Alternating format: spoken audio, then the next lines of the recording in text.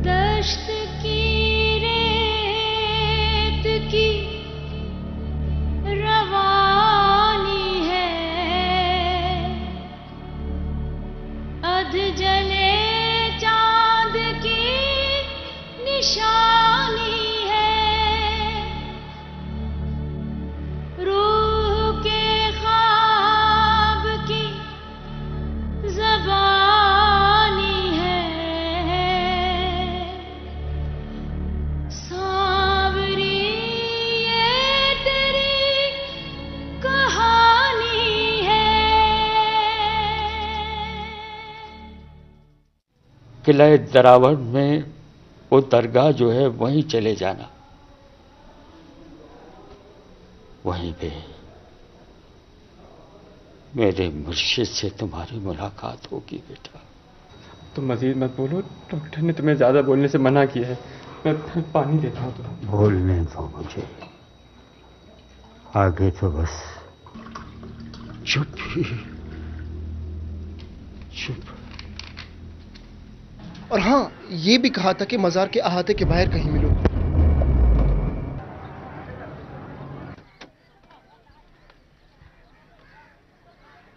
ज्यादा हैरान होने की जरूरत नहीं है। इस आखिरी मुलाकात का मौका मैंने ही तुम्हें दिया है। इस आशिक के बच्चे को उठाकर डालो गाड़ी में। मैं सांवरी को तलाक देता हूं, तलाक देता हूं मैं, रब जानी तलाक देता हूं मैं।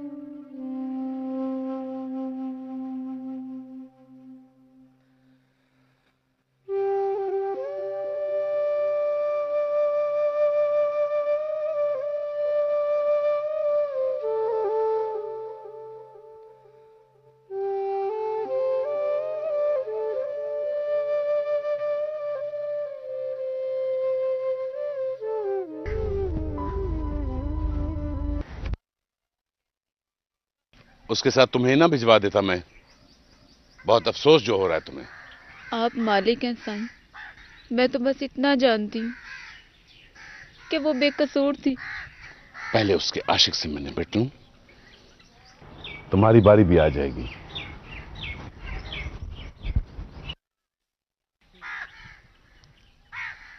लिक्की सैन, वो नाश्ता आप यहाँ करोगे या कमरे में ले आऊं? दफा हो जा तू यहाँ से। और खबरदार, खबरदार जो तूने आज के बाद मुझे अपनी मनहूस शक्ल दिखाई, चली जा यहाँ से।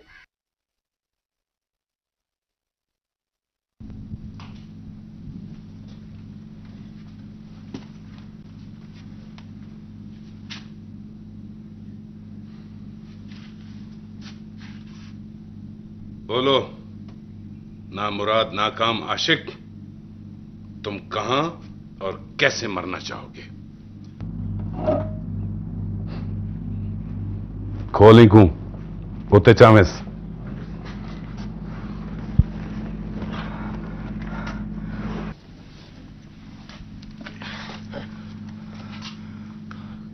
कौन हो तुम और मुझे यहां क्यों टाल आए हो?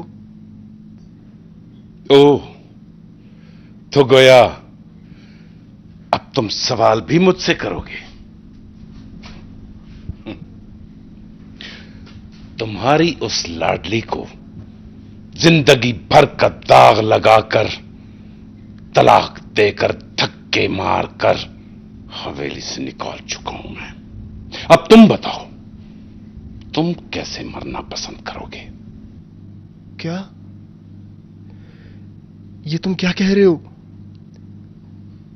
किसे तलाक दे दी तुमने? सांवरी को? मगर क्यों? उसका क्या कसूर था? देखो, तुम्हें जरूर कोई गलतफहमी हुई है। मैं उस बेचारी से जिंदगी में सिर्फ 2 बार मिला हूं, और वो भी इत्तफाकिया तौर पर। क्यों किया तुमने उस मासूम के साथ ऐसा?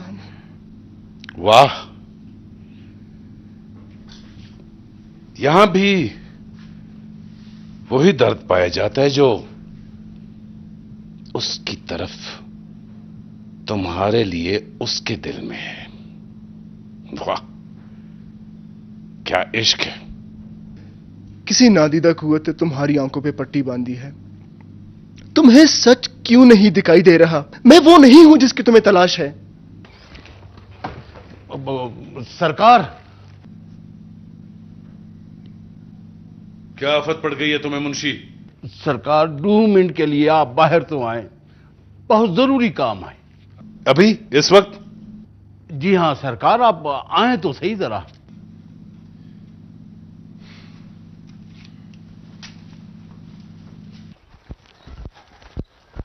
हाँ मुंशी, बोलो, अब क्या क्या मत आ गई थी तुम्हें? सरकार, क्या मत यह आ जाती अगर मैं जल्दी ना आ जाता और आपके हाथों इस लड़के को नुकसान पहुंच जाता। क्या मतलब है तुम्हारा? सरकार, ये अखबार पढ़ें। क्या है इसमें? सर आप पढ़ें तो सही।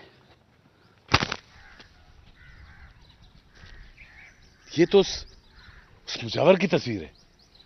मजावर नहीं सरकार, भावलपुर के रईस मुराद का इकलौता वारिस अकरम मुराद है। क्या क्या? रईस की औलाद?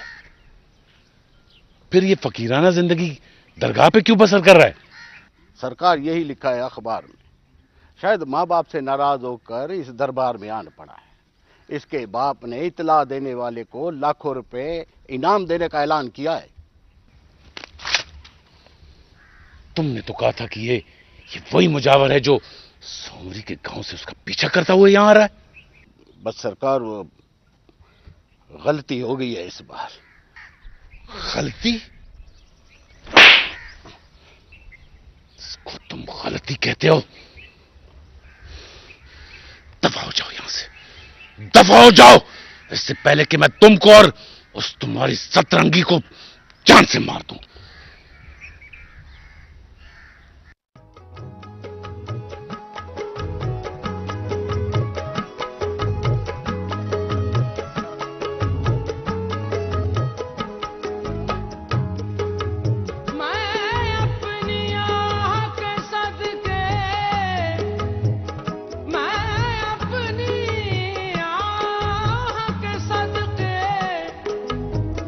मैं अपनी आह के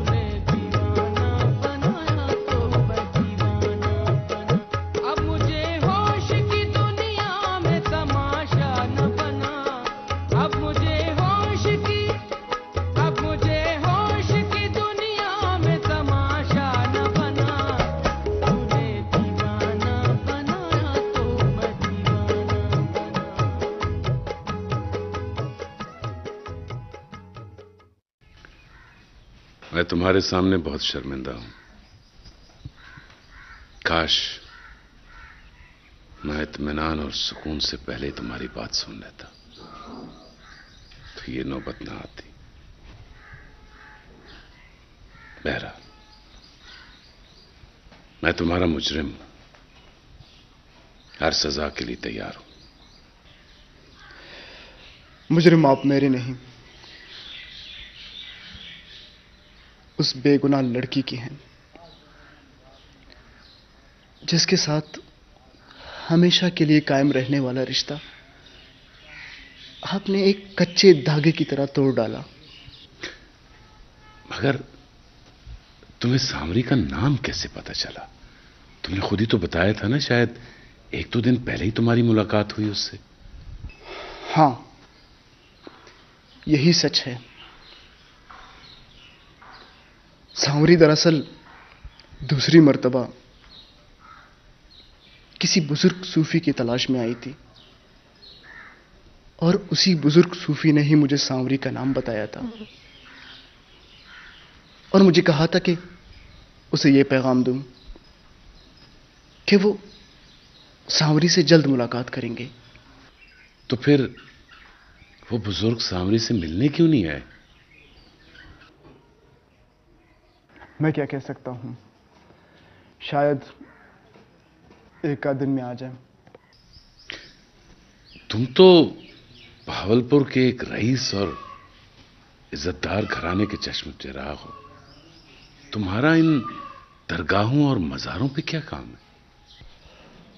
बस कोई खोज मुझे यहां खींच लाती है। कैसी खोज? सुकून की खोज। मगर बदकिस्मती से मेरे आला खानदान का ऊंचा नाम मेरी शनाख्त बनकर मेरा पीछा करता रहता है और मेरी खोज अधूरी रह जाती है। बहरहाल, मैंने सुबह ही तुम्हारे माँ बाप को फोन करके तुम्हारी इत्ला दे दी थी। आते होंगे वो तुम्हें लेने। अभी मैंने ये इत्ला किसी लालच में आके नहीं दी। मेरे पास अल्लाह का दिया सब कुछ है। एक मशवरा मानोगे मेरा? अपने घर चले जाओ। तुम्हारे माँ बाप बहुत परेशान है तुम्हारे लिए।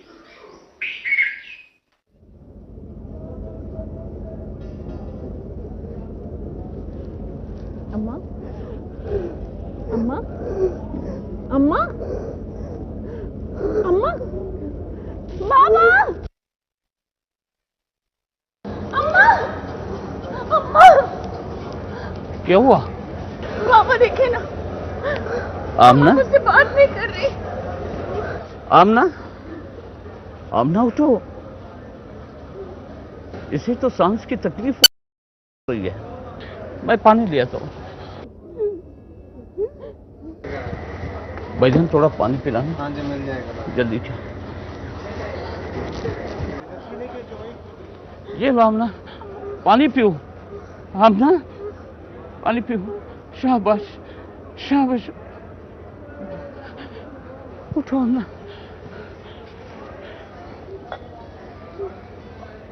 आमना, शुक्र मेरे मालिक।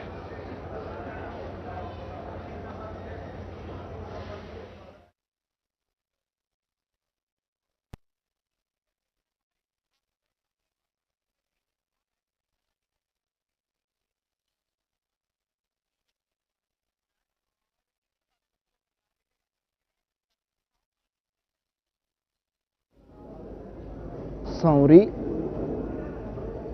आप यहां? सब ठीक तो है?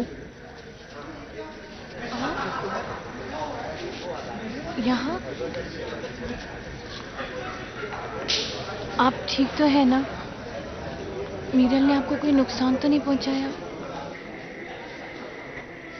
मैं तो ठीक हूं, मगर आप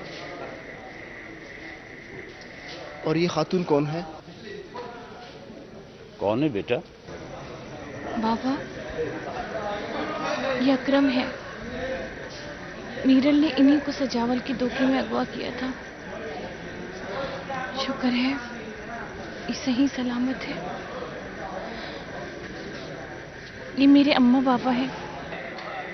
मगर आपकी वालदा की तबीयत तो बहुत खराब लग रही है। ऐसी हालत में आप इन्हें कहाँ लेकर जा रहे हैं?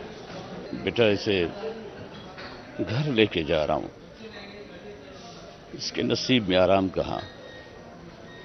ये अब वहां जाके भी अपनी बेटी के नसीब के लिए तड़पती रहेगी। मगर मैं आपको इन्हें इस हालत पे सफर पे ले जाने का हरगिज मशवरा नहीं दूंगा। हमें इसे फौरन हॉस्पिटल एडमिट करना चाहिए, वरना अगर देर हो गई तो खुदा ना ख्वास्ता आप लोगों को उम्र भर पछताना ना पड़ जाए। अकरम ठीक कह रहे बाबा। हमें अम्मा को फौरन डॉक्टर के पास ले जाना चाहिए। कहाँ ले जाओ बेटा?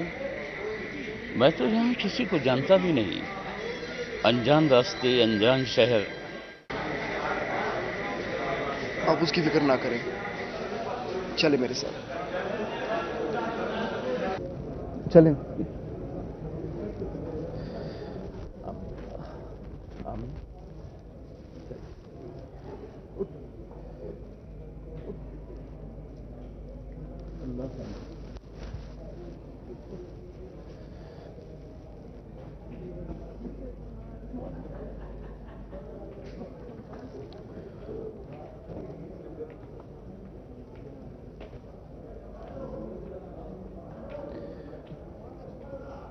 चलें।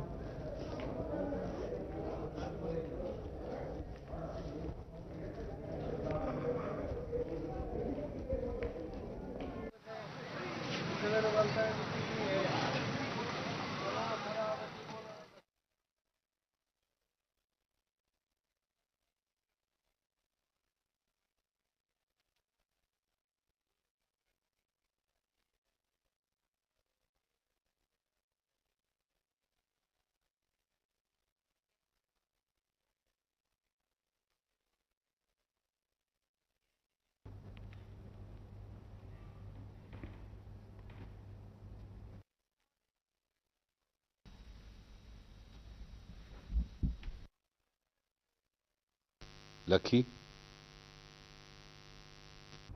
यहाँ आओ।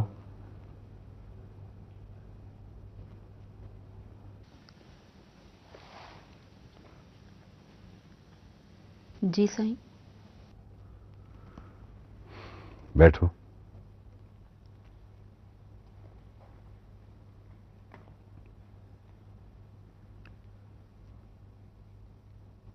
क्या बात है?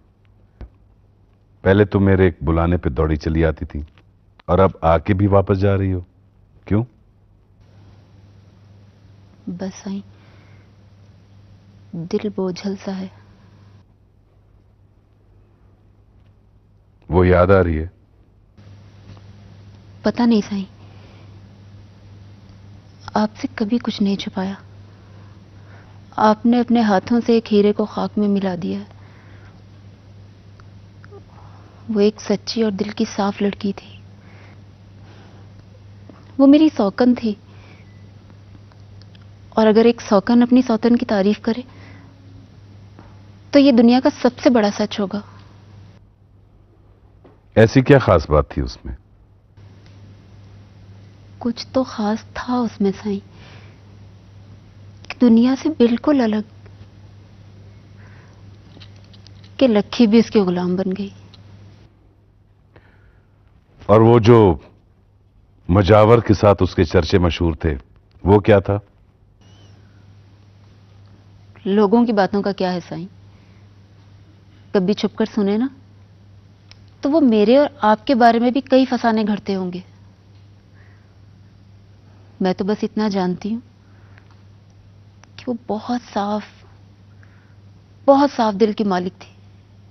वो बहुत सच्ची लड़की थी। उसकी लौ तो कहीं दूर ही लगी हुई थी इस दुनिया से। तभी तो उसने आपके किसी जुल्म पर उफ तक नहीं की।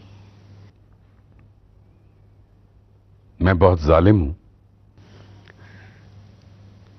आप तो मेरे सर के साईं हैं। मैं तो बस इतना जानती हूं कि उस मासूम को बदनाम करने की जिस किसी ने भी साजिश की, उन्हें उनके किए की सजा जरूर मिलेगी। ये ईमान है मेरा।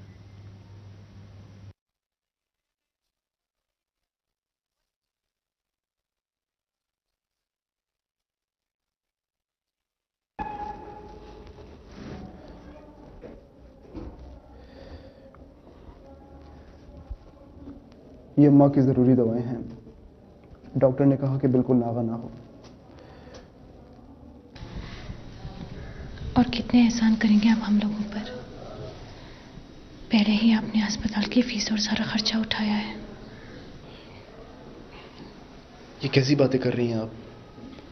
अगर इस वक्त आप मेरी जगह होती तो आप भी यही करती। और खुदा के लिए इसे एहसान में शुमार ना करें। बस मुझे इस बात का हमेशा अफसोस रहेगा कि मैं मीरल खान को ठीक तरह से कायल नहीं कर सका, वरना आपका रिश्ता बच जाता। ये रिश्ता टूटना ही था। जब शक की दरारें बढ़ जाए तो रिश्तों की आईने कच्चे कांच की तरह झनाके से टूट जाती है। मगर इतनी भी क्या बेएतबारी कि वो शख्स आपकी एक बात तक सुनने को तैयार नहीं था। शायद इसमें भी मेरी ही कोताही या कमजोरी थी कि मैं उन्हें कायल न कर पाई। नहीं, आप में कोई बुराई नहीं। आप तो बहुत अच्छी हैं। सावरी, बेटी तुम्हारी माँ को होश आ गई। या अल्लाह तेरा शुक्र है। आओ बेटा, तुम क्यों रुक गए? आओ बेटा, तुमसे कोई पर्दा नहीं। चलो।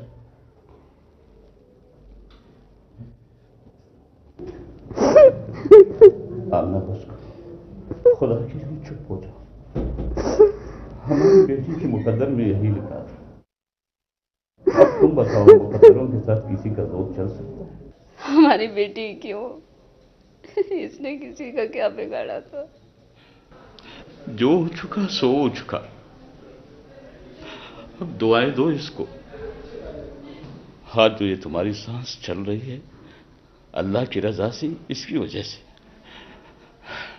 अगर ये ना होता तो न जाने मैं इस अजनबी शहर में दर पदर की ठोकरें खा रहा होता।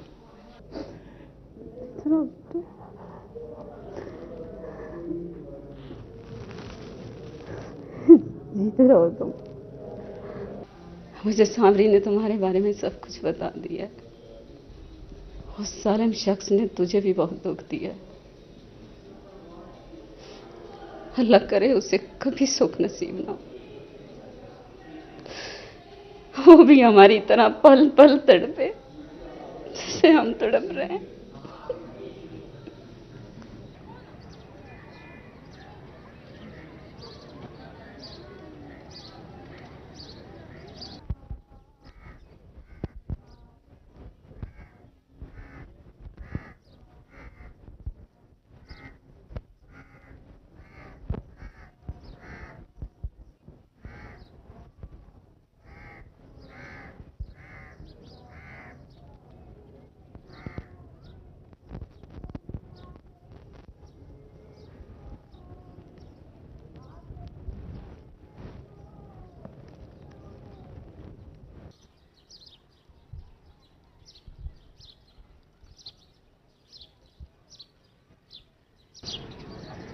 बाबा, ये तीलियों से घरोंदे बनाते हो और तोड़ देते हो, ये कैसा खेल है?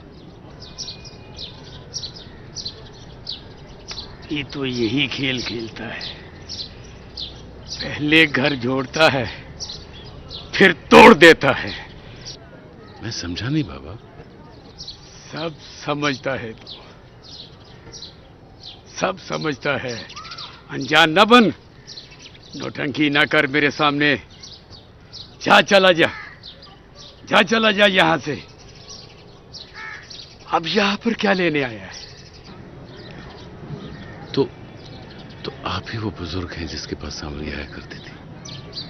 बाबा, मेरी रहनुमाई कर दीजिए, मैं सख्त परेशान हूं।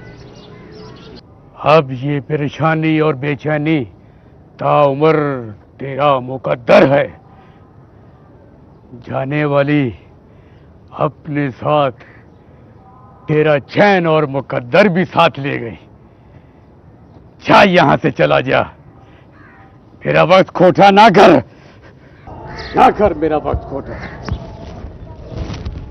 बाबा बाबा बाबा, बाबा यूं बीच मझधार में मुझे छोड़कर मत जाओ बाबा। आधे रास्ते में तो तूने खुद उसे छोड़ दिया। वो तेरा मुकद्दर बनकर आई थी और तूने अपने मुकद्दर को खुद ठुकरा दिया है। जा, सारी उम्र तू यूं ही भटकता रहेगा। बाबा, मैं कमजोर आदमी हूं, मेरी गलती समझकर माफ कर दो। काश तू इंसान होता। तू तो सरे शाम ही वो हराम पानी अपने अंदर उंडेल कर हैवान बन जाता है। कमबख्त, इसी हराम खोरी की वजह से तू उसे छू नहीं पाया। वो तेरे अक्ल में आई, मगर फिर भी वो तुझसे पाक ही रही। जा, चला जा यहां से, जा। शाम होने वाली है। वो हराम पानी और आतिशे दोज़ख तुझे अपनी तरफ बुला रही है। खबरदार जो दोबारा यहां पर आया। जा, तमाम उम्र तो ऐसे ही भटकता रहेगा। बाबा बाबा,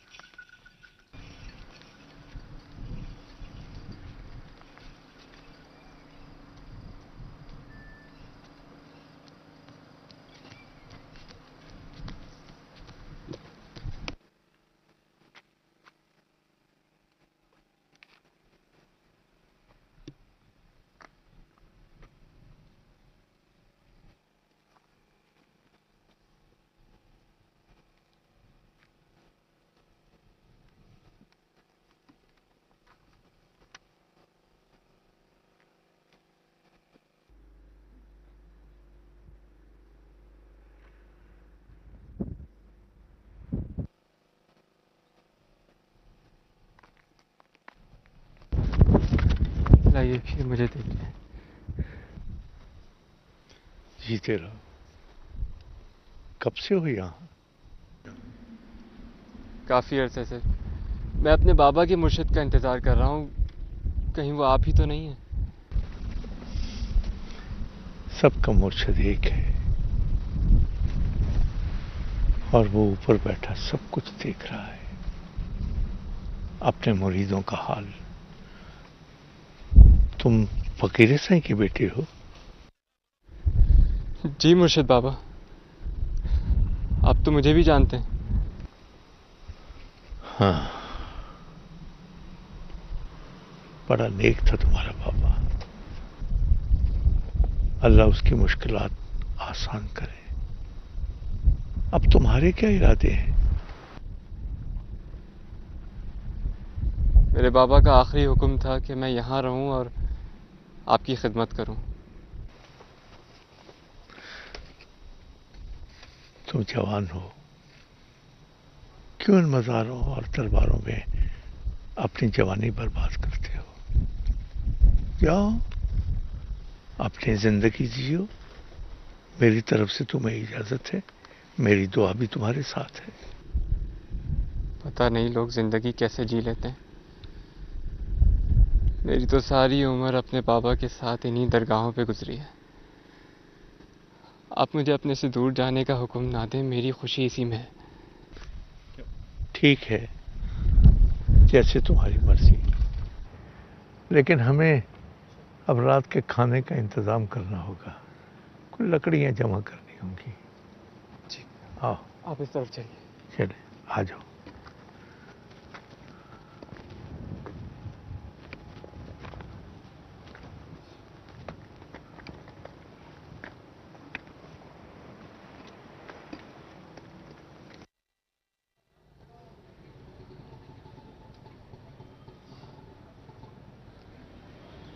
क्या सोच रहे हो बेटा?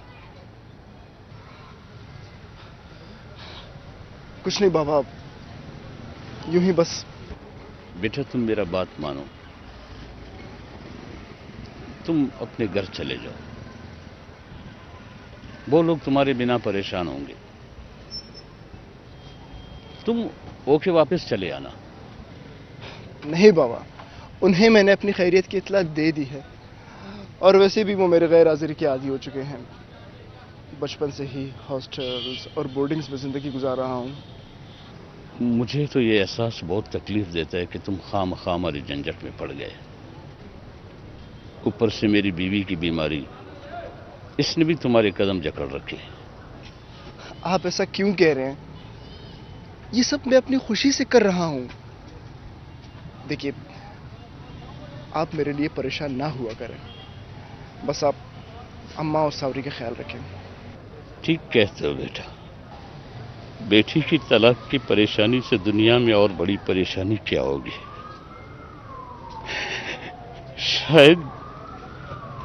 शायद बेटियों के मौत के गम पर भी वो पहाड़ नहीं टूटता होगा बेटा, जो एक बेटी की तलाक की परेशानी लेकर आ रहा होता है। इस बदनसीब को देखो बेटा, अपनी इद्दत अपने घर में गुजारने के बजाय यहाँ दर दर की ठोकरें खा रही है मेरे साथ। बाबा, वो अपनी मर्जी से या जानबूझकर अपनी इद्दत यहाँ नहीं गुजार रही। ये भी तो उसकी मजबूरी है। इंशाल्लाह सब ठीक हो जाएगा। बाबा, क्या बात है बेटी? अम्मा आपको बुला रही है। क्यों, तबीयत तो ठीक है उनकी? अच्छा, ठीक है।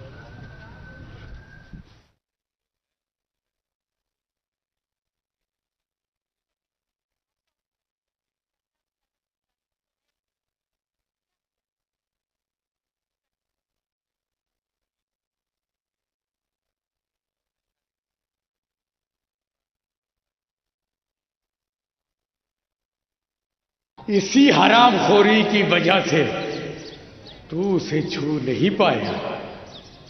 वो तेरे अक्ल में आई, मगर फिर भी वो तुझसे पाक ही रही। जा, चला जा यहां पे।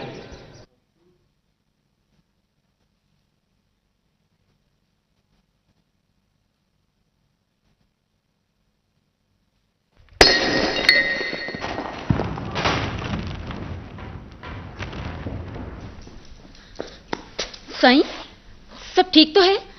और ये सब? इस नापाक चीज ने मेरी अकल पर पर्दा डाल दिया था। मेरी आंखों पर पट्टी डालकर मेरे होश सलब कर लिए थे। ठीक कहता था वो मजसूब, मैं नापाक हूं, पलीत हूं, मत छुओ मुझे। साईं, मुझे आपकी तबीयत ठीक नहीं लग रही। मैं मुंशी से कहती हूँ क्या? किसी को कुछ कहने की जरूरत नहीं है। मुझे मज़ार पे जाना है अभी। ड्राइवर से कहो गाड़ी निकाले। साईं, इस वक्त? अभी तो इतनी रात हो रही है। हाँ, अभी। सुना नहीं तुमने? अभी जाना है मैंने।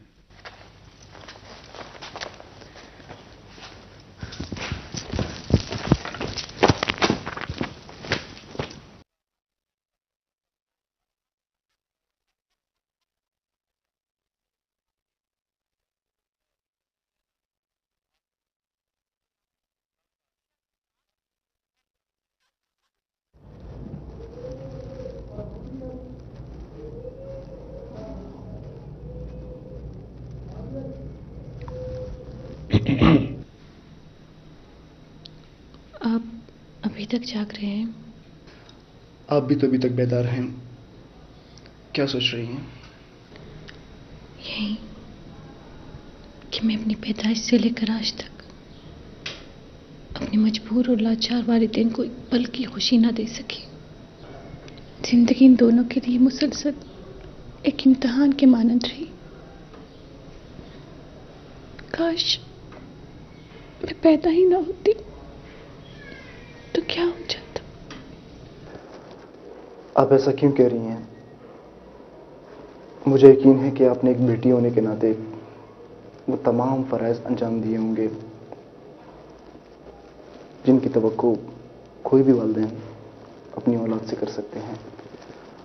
और जो कुछ भी हुआ उसमें तो आपका कोई कसूर नहीं।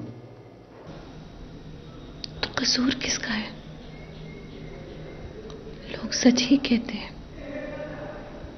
बे औलाद होने का बस एक ही गम होता है, और औलाद अपने साथ हजारों रोग लेकर आते हैं। और ये रोग उस वक्त 1000 गुना बढ़ जाते हैं जब औलाद की सूरत में पैदा होने वाली बेटी हो। काश कि बेटियां पैदा ही ना होती। एक बहादुर लड़की के मुंह से ऐसी बातें बिल्कुल अच्छी नहीं लगती। इस वक्त अम्मा को सबसे ज्यादा आपकी जरूरत है। अगर आप ही टूट गई तो उन्हें दिलासा कौन देगा? उन्हीं की तो परेशानी खाई जा रही है मुझे। डॉक्टर ने लंबे सफर के लिए मना किया है, मगर हम कब तक इस अस्पताल में पड़े रहेंगे? मेरी एक दरख्वास्त है, अगर आप सबको इस पर एतराज ना हो, आप लोग सब मेरे घर चलें। बहावलपुर यहाँ से 2 घंटे की दूरी पर है। जब तक अम्मा ठीक नहीं हो जाती आप सब वहाँ आराम से रह सकते हैं। न सफ़र की झंझट रहेगी और वहाँ उनकी देखभाल भी अच्छी तरीके से हो सकेगी। हम आपके घर कैसे जा सकते हैं? और शायद बाबा इसके लिए कभी राजी ना होंगे। हम पहले ही आपको बहुत परेशान कर चुके हैं। मजीद फिलहाल आप कोई फैसला ना करें, मैं आपके बाबा से खुद बात करूंगा।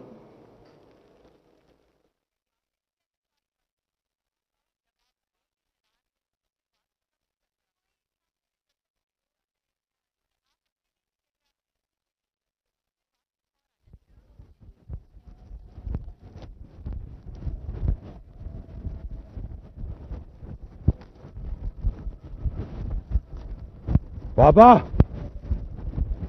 बाबा तुम कहां हो? बाबा,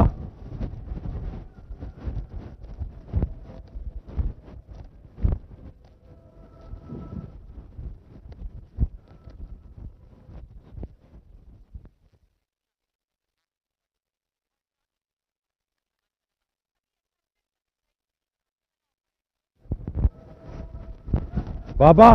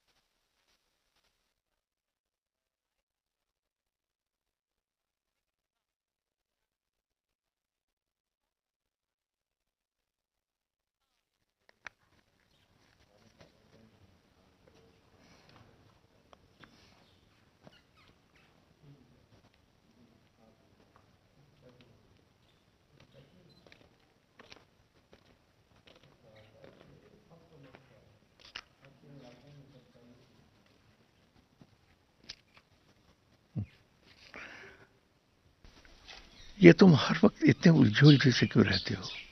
जहन की चरखी को इतना मत घमाओ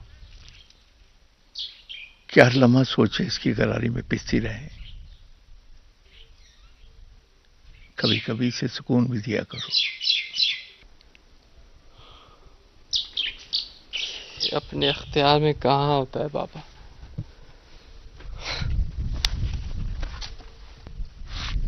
ख्याल और सोच पर किसी का जोर चलाए भला।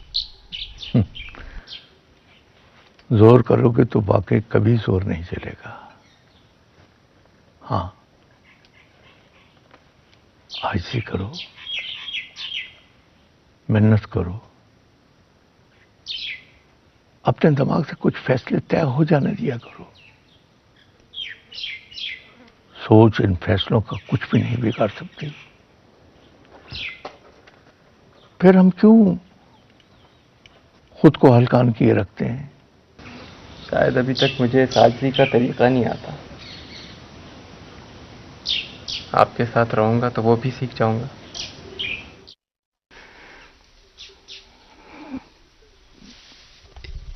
एक बात पूछूं बाबा, जवाब देंगे? मैं ना भी कहूं तो सवाल पूछोगे? उस रात जब आप पहली बार इस मज़ार पे आए थे, मैंने बहुत से ऊंटों के काफिले के जुल्फ जैसी आवाज सुनी थी, जैसे कई ऊंटों के गलों में घंटियां बज रही हों। लेकिन जब मैंने बाहर निकल के देखा तो वहां कुछ भी नहीं था। अगर आप किसी काफिले के साथ आए थे तो वो काफिला इतनी जल्दी आगे कहां बढ़ गया? अगर तुम्हारी समातों ने उस काफिले की जर्सी और ऊंटों की घंटियों की आवाजें सुनी हैं तो इसका मतलब है कि फकीरे की रियाजत रायगा नहीं गई। फिलहाल बस इतना समझ लो कि ये दुनिया सिर्फ वो ही नहीं है जो हमारी आंख देख पाती है। यहां और भी बहुत कुछ है जिसे हमारी आंखों की बसारत अपने महदूद हथों के बायस देख नहीं पाती। बहुत सामने की बात है। हमारी आंख एक हद तक देख सकती है, बहुत दूर तक देखने के लिए तुम्हें दूरबीन की जरूरत पड़ती है। हम जाहिरी आंख से जिस्म के अंदर नहीं देख सकते, मगर एक्सरे की आंख हमें अंदर की हर चीज दिखा देती है। बिल्कुल ठीक उसी तरह कुछ नादीदा चीजों को देखने के लिए हमारी जाहिरी आंख काफी नहीं है। इसे इदराक और बसारत देने के लिए कई मराकबे हैं जो हमारी जाहिरी आंख को वो बसारत बख्शते हैं जो इस दुनिया से उदय जमाने को देखने के लिए जरूरी होती है।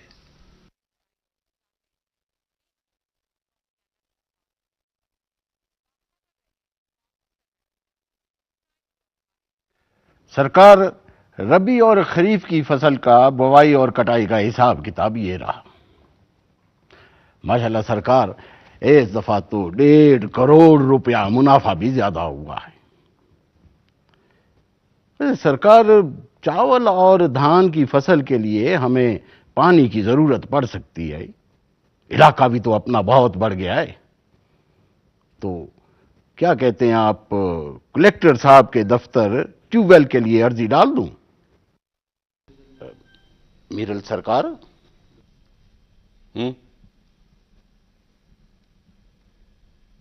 क्या कह रहे थे तुम मुंशी? सरकार, मैं ये अर्ज करेंदा पे आई कि हमें पानी की जरूरत पड़ सकती है। अगर आप कहें तो कलेक्टर साहब के दफ्तर दरखास्त डाल दें। बल्कि मेरा ख्याल है कि उसको इधर ही बुला लेते हैं दावत पर। अच्छा, यहीं पे बात भी हो जाएगी। बस करो, जो करना है मुंशी खुद करो, मुझे बीच में मत डालो।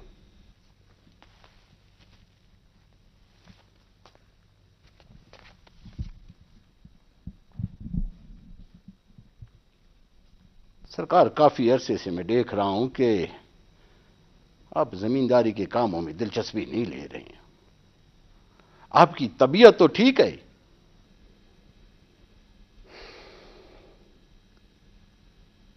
बस मुंशी, किसी चीज में दिल नहीं लगता। लगता है ये जो कुछ हम करते आए हैं सब फालतू है, फजूल है, बकवास है ये सब जमींदारी। ना सरकार, इवें तो ना आखो। बाप दादा दी जायदाद को जड़ा बढ़ावा तुसा देता है, जड़ी तरक्की देती है, कोई नहीं करे सकता। सरकार, अगर मेरी मने दे हो तो कुछ दिनों के लिए परदेश हो आए।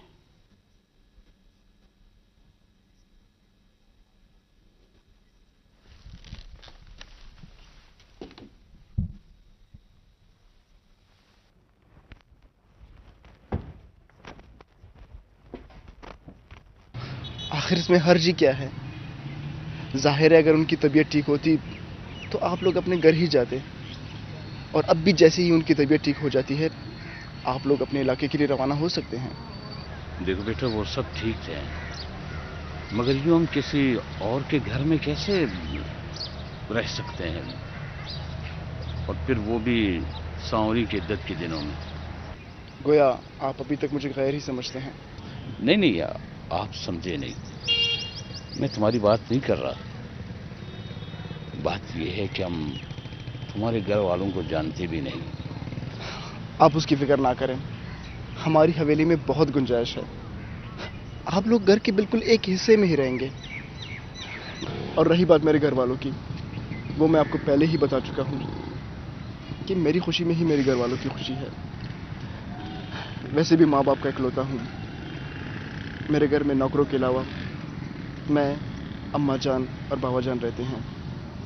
यकीन जाने उन्हें कोई एतराज नहीं होगा।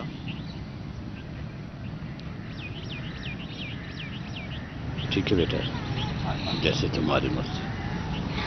निसयो वसी नैना